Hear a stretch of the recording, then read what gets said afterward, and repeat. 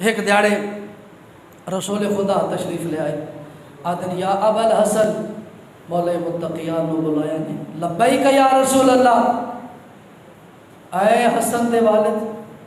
رسول خدا نے آواز دیتی، مولا متقیان نے جواب دیتا، لبیک یا رسول اللہ، جی میرے آقا، جی میرے سردار، حکم کرو۔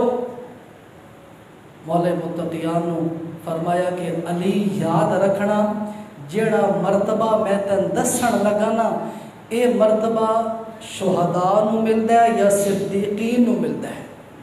توجہ ہے میری طرف کری، اے شہداء یا صدیقین نو مرتبہ ملتا ہے۔ رسول خدا فرمایا ہے یا ابا الحسن قلت لبیک یا رسول اللہ، قال اسمع منی وما اقول الا من امر ربی ما من رجل يعين امرأة في بيتها الا كان له بكل شعرة البدن بكل سنة۔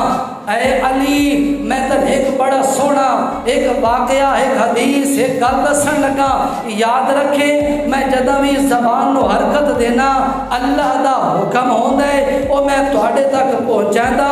ہن اگر کوئی شخص گھر دے وچ بیٹھ کے اپنی زوجہ دی چا کرے مدد گھر دے کماں واسطے، تا بات یاد رکھنا اس نو ثواب کے مل سی۔